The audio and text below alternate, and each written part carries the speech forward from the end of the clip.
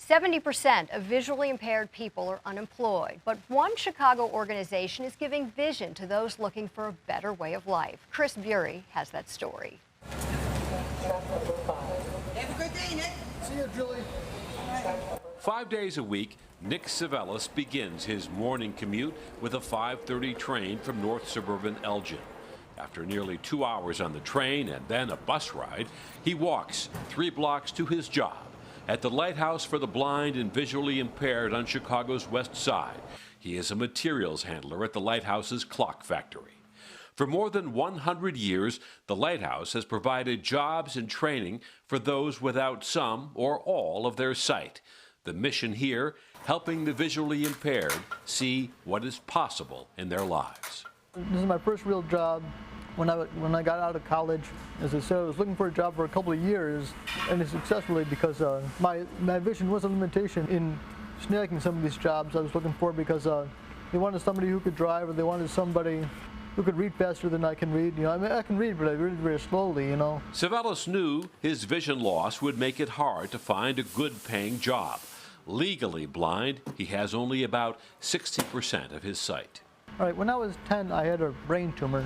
Went up to Mill Clinic in Minnesota, and they treated it with radiation, and that went over very well as far as getting rid of the tumor. But the problem was that the radiation did some damage to the optic nerve, apparently.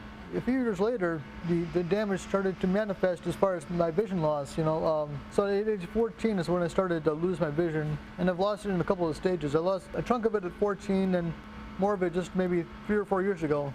Savellis did not let his lack of sight handicap his motivation.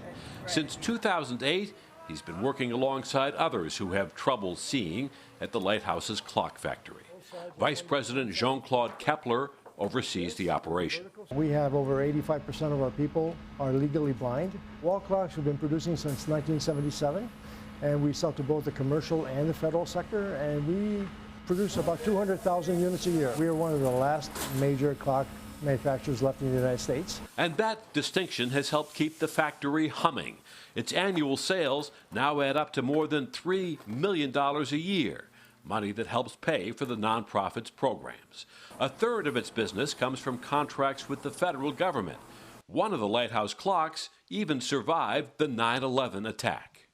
They found one of our clocks that actually was, stopped and half melted because of the fires and everything else. And it's now on display in New York at the 9/11 memorial. Savellis and the other workers assemble, package, and test every clock. The factory also makes calendars, planners, and wall thermometers. Mylan Jerkin is the plant manager. Like Savellis, with his impaired vision, Jerkin struggled to find a job, even after graduating from Loyola University with straight A's. But the Lighthouse and the clock factory have given him hope.